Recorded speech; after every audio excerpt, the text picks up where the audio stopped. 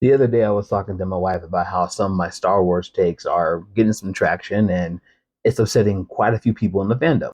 And I was telling her that I had a few more takes that I wanted to post and that these, takes are probably going to upset some people. My son over here in the conversation goes, "Why are you trying to upset people?" And my response was, "No, I'm not trying to upset people on purpose. I'm trying to get people to think critically about some of their favorite media." That being said, though, all of you can categorically argue with a wall on this one because I stand by this decision.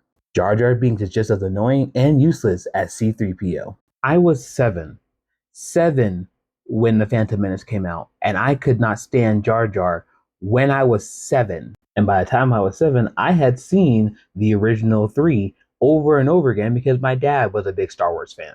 And again, at a young age, I could not stand C-3PO. All he does is whine, all he does is complain. He is absolutely useless and adds nothing to any sort of conversation. We all laugh at the line, "Don't tell me the odds," but like, let's be completely honest. What is that helping with in that moment? And I remember growing up in the 2000s and people talking about, "Oh, Jar Jar was just made for the kids and the kids love him." I hated him from the moment he showed up on screen. And as a kid, I wasn't able to really articulate why it was that I did not like him so much. And then I realized because he and C-3PO are literally the exact same character. One is a useless inorganic and one is a useless organic.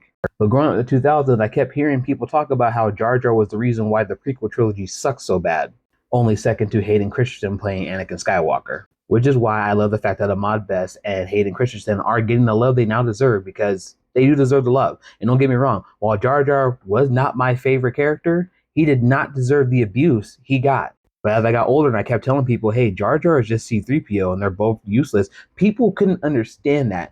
And for the longest time, I didn't understand why they couldn't see what I was seeing. And then I realized what it was. It's R2D2. C-3PO is only funny because, let's be frank, George Lucas's humor is very dry. It's only funny because R2D2 is there to bounce off of him.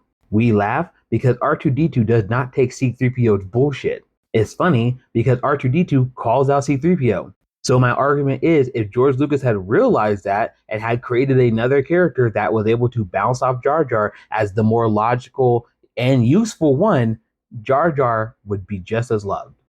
Unless you're my wife who just loves Jar Jar no matter what. Honestly, I really wish they had made him the overall Sith Lord. That would have been very interesting.